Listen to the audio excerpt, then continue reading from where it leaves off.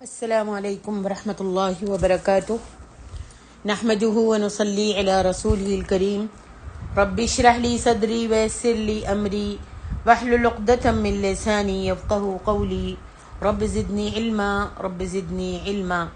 اللهم انی اسألک علما نافعا ورزقا واسعا وقلبا شاکرا ولسانا ذاکرا وعملا متقبلا آمین یا رب العالمین۔ تفسیر سورۃ الحجر آیت نمبر 26 سے 44 تک۔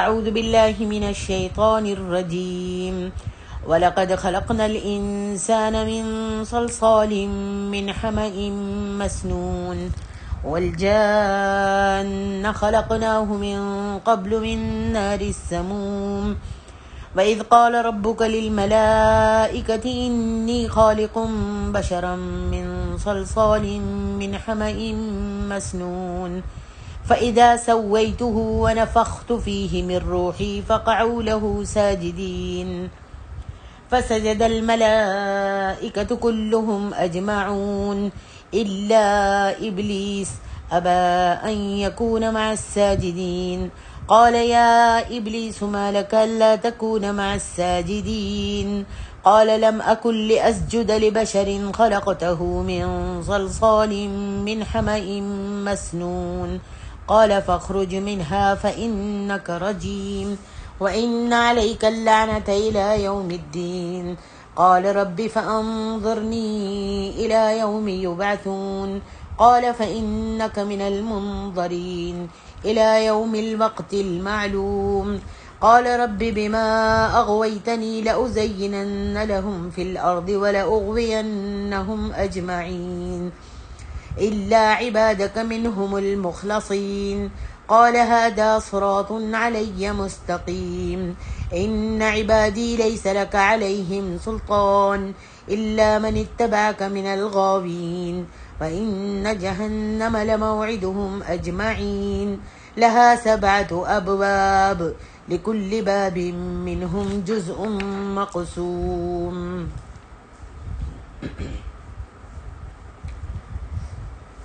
فرمایا یقیناً ہم نے انسان کو سڑے گارے کی کھنکھناتی مٹی سے تخلیق کیا ہے، اور اس سے پہلے جنوں کو ہم نے سخت حرارت والی آگ سے پیدا کیا۔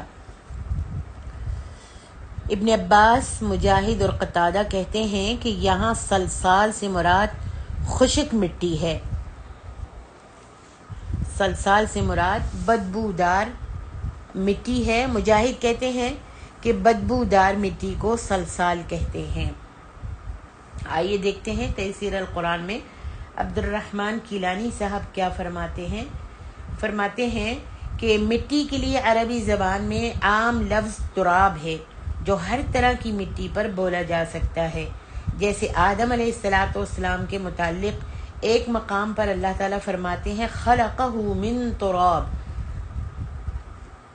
تراب کا لفظ عموماً خشک مٹی کے لیے بولا جاتا ہے، اور انسان کے پتلے کی ساخت میں مٹی کی جن اقسام کا ذکر قرآن مجید میں آیا ہے وہ یہ ہیں: طین یعنی گیلی مٹی، یا وہ خشک مٹی جس میں پانی ملایا گیا ہو، طین لازب، چپکدار گیلی مٹی یعنی چکنی مٹی۔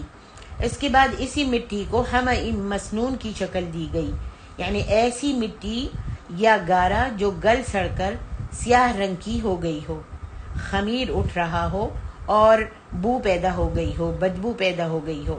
ایسی ہی مٹی سے آدم علیہ السلام کا پتلا بنایا گیا، پھر اسے حرارت یا آگ میں اس قدر تپایا گیا کہ وہ کھنکھنانے سے کھن کھن کی آواز پیدا کرتا۔ ایسی مٹی کو سلسال اور سلسال کالفخار کا نام دیا گیا، جس سے معلوم ہوتا ہے کہ آدم علیہ السلام کی پیدائش میں غالب عنصر مٹی ہی تھا۔ سبحان اللہ۔ آگے ارشاد ربانی والجان خلقناہ من قبل من نار السموم، اور جنوں کو ہم نے اس سے بھی پہلے پیدا کیا تھا، یعنی انسانوں سے پہلے جنوں کو پیدا کیا تھا، من نار السموم، سخت حرارت والی آگ سے۔ ابن عباس فرماتے ہیں کہ سموم ایسی آگ کو کہتے ہیں جو قتل کر دے۔ فرمایا جنوں کو ہم نے اس سے بھی پہلے سخت حرارت والی آگ سے پیدا کیا تھا، اور صحیح حدیث میں ہے خلقت الملائکۃ من نور وخلق الجان من مارج من نار وخلق آدم مما وصف لکم، فرشتوں کو نور سے پیدا کیا گیا ہے اور جنات کو آگ کے شعلے سے پیدا کیا گیا ہے، اور آدم علیہ السلام کو اس چیز سے پیدا کیا گیا ہے جو تمہارے لیے قرآن میں بیان کیا گیا ہے، یعنی مٹی سے۔ اس آیت کریمہ سے مقصد جو ہے آدم علیہ السلام کے شرف اور ان کے عنصر کی پاکیزگی اور ان کے مادے کی طہارت کی طرف توجہ دلانا ہے۔ جنوں کو ایسی آگ سے پیدا کیا گیا جس میں ہوا ملی ہوئی تھی، سموم کے معنی سخت گرم ہوا، یعنی اتنی گرم ہوا سے جو آگ جیسی گرم ہو اور ہر چیز کو جھلس کر رکھ دے، جس سے معلوم ہوا کہ جنوں کی پیدائش میں غالب عنصر آگ تھا۔ ابلیس اصل میں جنوں کی جنس سے تعلق رکھتا تھا، مگر اپنی ہر وقت عبادت گزاری کی وجہ سے فرشتوں کی صفوں میں شامل ہو گیا تھا، واللہ اعلم۔ بعض مفسرین کہتے ہیں کہ جس طرح آدمیوں یا انسانوں کے جد امجد کا نام آدم علیہ السلام ہے، اسی طرح جنوں کے جد امجد کا نام جان ہے، اور جن کا لغوی معنی کسی چیز کو ڈھانپ کر چھپا دینا ہے کہ وہ نظروں سے اجھل ہو جائے، اور جنوں کو بھی جن اس لیے کہا جاتا ہے کہ وہ انسانوں کے لیے غیر مرئی مخلوق ہیں جو انسانوں کی نظروں سے اجھل رہتی ہے۔ جن اپنی شکل و صورت بدل سکتے ہیں، کبھی یہ دیو بھوت پریوں کی شکل میں انسانوں کے سامنے آتے ہیں اور کبھی سانپ کی شکل میں۔ چنانچہ حدیث میں آتا ہے کہ اگر تم گھروں میں سانپ دیکھو تو مارنے سے پہلے اسے کہہ دو کہ اگر وہ جن ہے تو چلا جائے، 3 مرتبہ کہو۔ قرآن میں بھی جان کا لفظ سانپ کے لیے استعمال ہوا ہے۔ جب کہیں سانپ کو دیکھو تو کہو جن ہے تو چلا جا، اگر جن ہوگا تو چلا جائے گا، جب نہیں جائے گا تو پھر اس کو مار دو۔ اور جن اور جان صرف ایسے سانپ کو کہتے ہیں، یاد رکھیے، جو عصا کی طرح لمبا اور پتلا ہوتا ہے، یعنی لکڑی کی طرح لمبا اور پتلا ہوتا ہے۔ آگے ارشاد ربانی ہے وَإِذْ قَالَ رَبُّكَ لِلْمَلَائِكَةِ إِنِّي خَالِقٌ بَشَرًا مِّن صَلْصَالٍ مِّنْ حَمَإٍ مَّسْنُونٍ۔ اللہ سبحانہ وتعالیٰ نے بیان فرمایا ہے کہ اس نے آدم علیہ السلام کا ان کی تخلیق سے پہلے ہی فرشتوں میں ذکر کیا اور انہیں یہ شرف بخشا کہ اس نے فرشتوں کو انہیں سجدہ کرنے کا حکم دیا۔ فرشتوں کے بارے میں فرشتوں کو اللہ تعالیٰ نے آدم کی تخلیق کے بارے میں بتایا تو اور انہیں یہ شرف بخشا آدم علیہ السلام کو کہ اس نے فرشتوں کو انہیں سجدہ کرنے کا حکم دیا، تو سب فرشتوں نے انہیں سجدہ کیا مگر الا ابلیس ابا ان یکون مع الساجدین۔ اللہ اکبر۔ مگر ابلیس، سب نے سجدہ کیا مگر ابلیس نے حسد، کفر، عناد، تکبر اور باطل پر فخر کے باعث سجدہ کرنے سے انکار کر دیا اور کہا لم اکن لاسجد لبشر خلقتہ من صلصال من حمأ مسنون۔ اللہ اکبر، میں ایسا نہیں ہوں کہ ایک انسان کو سجدہ کروں جس کو تو نے سڑے گارے کی کھنکھناتی مٹی سے بنایا ہے، جیسا کہ اس نے کہا انا خیر منہ خلقتنی من نار وخلقتہ من طین۔ سورۃ الاعراف میں اللہ فرماتے ہیں کہ اس نے کہا کہ میں اس سے بہتر ہوں، مجھے تو نے آگ سے پیدا کیا ہے اور اسے تو نے مٹی سے بنایا ہے۔ اور اس نے پھر یہ بھی کہا تھا بنی اسرائیل میں، اللہ فرماتے ہیں قال ارأیتک ھذا الذی کرمت علی لئن اخرتنی الی یوم القیامہ لاحتنکن ذریتہ الا قلیلا۔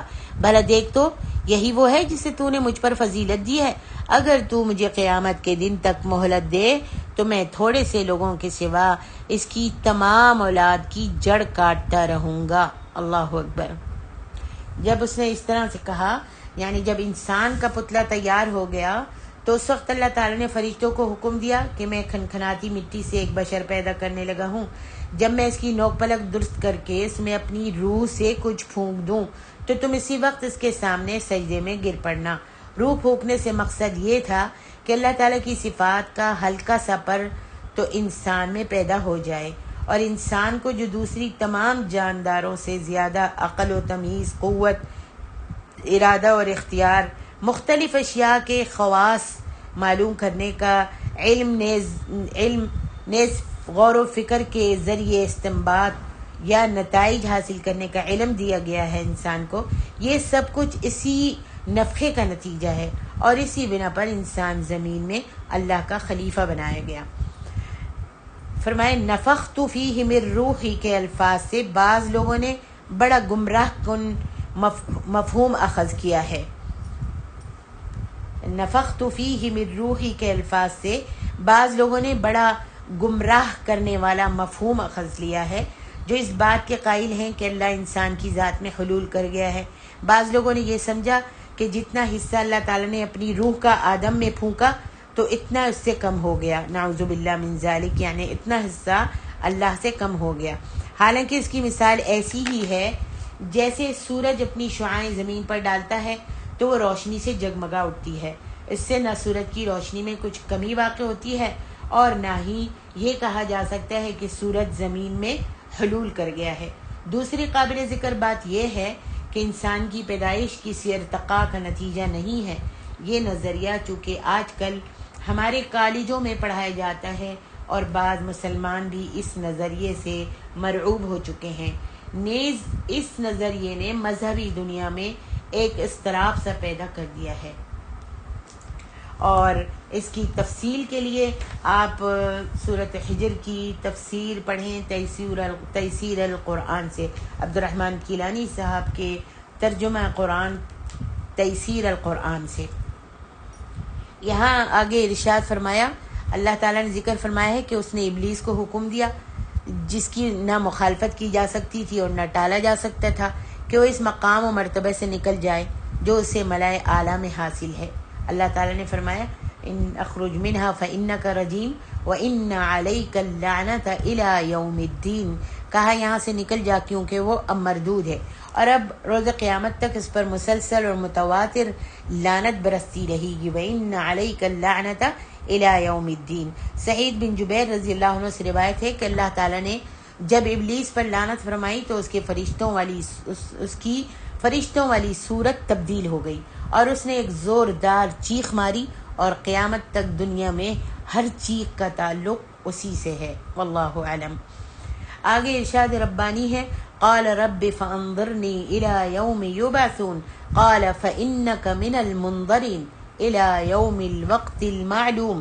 اللہ سبحانہ و تعالیٰ فرماتے ہیں کہ اس نے کہا، شیطان نے کہا کہ مجھے اس دن تک مہلت دے جب لوگ دوبارہ اٹھائے جائیں گے۔ اللہ تعالیٰ نے فرمایا بے شک تو مہلت دیا جاتا ہے، الی یوم الوقت المعلوم، تو مہلت دیے جانے والوں میں سے ہے اور مقررہ دن تک تجھے اللہ تعالیٰ مہلت دیتا ہے۔ پھر اس نے کہا، فرمایا فسجد الملائکۃ کلہم اجمعین الا ابلیس۔ اور اس کی تفسیر جو ہے آپ سورۃ اعراف کے دوسرے رکوع کی آیت نمبر 13 میں بھی سن سکتے ہیں، اور زیادہ معلومات کے لیے کہ ابلیس نے اپنی گمراہی کا الزام اللہ کے ذمے لگا دیا اور اس کی جو وجہ بتائی وہ سورۃ اعراف کی آیت نمبر 16 میں بھی سن سکتے ہیں۔ آگے ارشاد ربانی ہے، شیطان نے کہا قال رب بما اغویتنی لأزینن لہم فی الارض ولأغوینہم اجمعین۔ اللہ تعالیٰ نے ابلیس کی بغاوت اور سرکشی کا ذکر کرتے ہوئے فرمایا ہے کہ اس نے رب تعالیٰ سے کہا، رب بما اغویتنی، میرے پروردگار جیسے تو نے مجھے گمراہ کیا ہے، یعنی جس طرح تو نے مجھے رستے سے دور کر دیا اور الگ کر دیا ہے، تو لأزینن لہم، یقیناً میں لوگوں کے لیے گناہوں کو آراستہ کر کے دکھاؤں گا، یعنی آدم کی اولاد کے لیے، فی الارض زمین میں، یعنی میں انہیں گناہوں کی ترغیب دوں گا اور انہیں ان کا شوق دلاؤں گا، دلوں میں گناہوں کی محبت پیدا کروں گا، وَلَأُغْوِيَنَّهُمْ أَجْمَعِينَ، اور البتہ میں ضرور ان سب کو گمراہ کر دوں گا، یعنی جس طرح تو نے مجھے گمراہ کیا اور جنت سے نکال دیا اور اسے مجھے قدرت بخشی اور اسے مجھ پر قدرت بخشی ہے، اسی طرح میں بھی اس کی ساری اولاد کو گمراہ کر دوں گا۔ اللہ اکبر۔ فرمائے الا عبادک منہم المخلصین، تیرے ان بندوں کے سوا جو ان میں سے چنے ہوئے ہیں۔ ابلیس نے کہا کہ میں دنیا کی زندگی، اس کی لذتوں، اس کے عارضی فوائد کو انسانوں کے لیے ایسا خوشنما بنا کر پیش کروں گا کہ وہ اس دنیا کی دلچسپیوں میں ایسے مہو رہیں گے کہ خلافت اور اس کی ذمہ داریوں اور آخرت کی باس پرس کو بالکل بھول جائیں گے اور تجھے بھی بھول جائیں گے.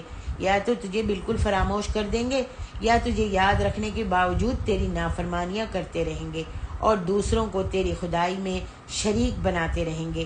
اور میرے اس پھندے سے صرف وہی لوگ بچ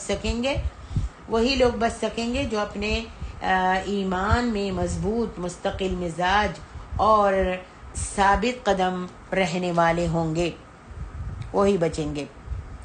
فرمایا ھذا صراط مستقیم الا عبادک منہم المخلصین، تیرے ان بندوں کے سوا جو ان میں سے چنے ہوئے ہیں. ھذا صراط علی مستقیم، مجھ تک پہنچنے کا یہی سیدھا راستہ ہے، یعنی تم سب نے ایک دن میرے پاس ہی لوٹ کر آنا ہے اور میں ہی تمہارے اعمال کا بدلہ دوں گا. اگر اعمال اچھے ہوئے تو اچھا بدلہ ملے گا اور اگر اعمال برے ہوئے تو برا بدلہ دوں گا. فرمایا ان عبادی لیس لک علیہم سلطان، بے شک جو میرے مخلص بندے ہیں ان پر تیرا کوئی بھی زور نہیں چلے گا کہ تو ان کو گناہ میں ڈال سکے. الا من اتبعک من الغاوین، صرف ان گمراہوں پر تیرا زور چلے گا جو تیرے پیچھے چل پڑیں گے. یہ استثناء منقطع ہے. امام ابن جریر نے یہاں یزید بن قصید کی روایت کو بیان کیا ہے کہ انبیاء کرام کی مسجدیں ان کی بستیوں سے باہر ہوتی تھیں. جب نبی اپنے رب تعالیٰ سے کوئی بات پوچھنا چاہتے تھے تو وہ اپنی مسجد میں چلے جاتے تھے. اس میں جس قدر اللہ تعالیٰ توفیق ان کو دیتا نماز ادا کرتے، پھر اپنے اللہ سے سوال کرتے. اللہ تعالیٰ کے ایک نبی اپنی مسجد میں تشریف لے گئے. ان کے پاس اللہ کا دشمن ابلیس آیا اور وہ ان کے اور قبلے کے درمیان میں بیٹھ گیا، یعنی اس نبی کے اور قبلے کے درمیان میں بیٹھ گیا. تو اللہ تعالیٰ کے نبی نے کہا اعوذ باللہ من الشیطان الرجیم، میں شیطان مردود سے اللہ کی پناہ چاہتا ہوں. اللہ تعالیٰ کے دشمن نے کہا کہ یہ تو بتاؤ کہ جس سے تم نے پناہ چاہی ہے کیا وہ وہی ہے؟ اللہ تعالیٰ کے نبی نے پھر پڑھا اعوذ باللہ من الشیطان الرجیم اور اسے 3 بار پڑھا. اللہ تعالیٰ کے دشمن نے کہا تم یہ بتاؤ کہ مجھ سے کس طرح بچو گے؟ اس پر اللہ تعالیٰ کے نبی نے فرمایا بلکہ تم یہ بتاؤ کہ ابن آدم پر کس طرح غالب آتے ہو. دوبارہ پوچھا. اس کے بعد ہر ایک نے ایک دوسرے کو پکڑ لیا، یعنی ایک دوسرے کو دونوں نے پکڑ لیا پوچھنے کے بعد. پھر اور اللہ تعالیٰ کے نبی نے کہا کہ اللہ تعالیٰ نے فرمایا ان عبادی لیس لک علیہم سلطان الا من اتبعک من الغاوین، بے شک میرے بندوں پر تیرا کوئی زور نہیں، تیرا زور صرف ان گمراہوں پر چلے گا جو تیرے پیچھے چلیں گے. اللہ تعالیٰ کے دشمن نے جواب دیا کہ ہاں یہ بات تو میں نے آپ کی ولادت سے پہلے ہی سنی تھی. اللہ تعالیٰ کے نبی نے کہا کہ اللہ تعالیٰ نے فرمایا ہے وَإِمَّا يَنزَغَنَّكَ مِنَ الشَّيْطَانِ نَزْغٌ فَاسْتَعِذْ بِاللَّهِ إِنَّهُ سَمِيعٌ عَلِيمٌ. اللہ تعالیٰ نے سورۃ اعراف میں فرمایا ہے کہ اگر شیطان کی طرف سے آپ کے دل میں کسی طرح کا وسوسہ پیدا ہو تو اللہ سے پناہ مانگے، بے شک وہ خوب سننے والا اور خوب جاننے والا ہے. واللہ میں جب بھی تیرا کچھ وسوسہ محسوس کرتا ہوں تو اللہ تعالیٰ سے تیری پناہ مانگنے لگتا ہوں. اللہ تعالیٰ کے دشمن نے جواب دیا کہ ہاں آپ سچ کہتے ہیں، آپ اسی تعوذ کے ساتھ ہی مجھ سے بچ سکتے ہیں. اللہ تعالیٰ کے نبی نے فرمایا فَأَخْبِرْنِي بِأَيِّ شَيْءٍ تَغْلَبُ ابن آدم، اچھا یہ بتاؤ کہ تم ابن آدم پر کس چیز کے ساتھ غالب آتے ہو؟ تو ابلیس نے دیکھیے جواب دیا کہ میں انسان کو غصے اور خواہش نفس کے وقت اپنے قابو میں کر لیتا ہوں. اللہ سبحانہ و تعالی ہم کو شیطان کے شر سے محفوظ رکھے اور ہمیشہ ہم سب کو جب بھی کوئی وسوسہ، کوئی بری بات، کچھ بھی آئے، خیال آئے کوئی بھی گناہ کا، تو فوراً ہی شیطان کے وسوسے کو، شیطان کو دور کرنے کے لیے اعوذ باللہ من الشیطان الرجیم پڑھا کریں. شیطان کو صرف اتنا اختیار دیا گیا ہے، یاد رکھیے شیطان کو صرف اتنا اختیار دیا گیا ہے کہ وہ دھوکے سے، فریب سے، جھوٹ بول کر، وسوسے ڈال کر، دنیا کے فوائد میں الجھا کر، غلط قسم کی توقعات اور وعدے دے کر انسان کو گمراہ کر سکتا ہے تو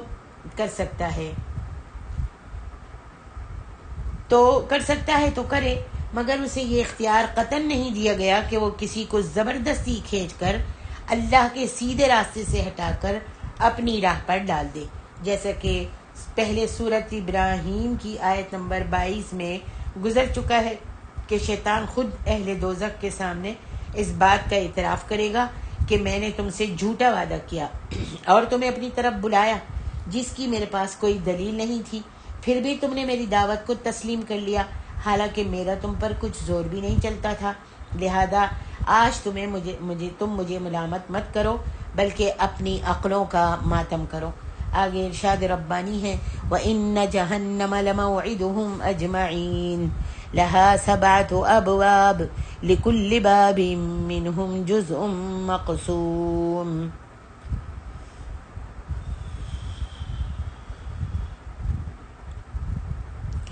یقیناً ان سب کے وعدے کی جگہ جہنم ہے، اس کے 7 دروازے ہیں، ان گمراہوں میں سے ہر دروازوں کے لیے ایک تقسیم شدہ حصہ ہے۔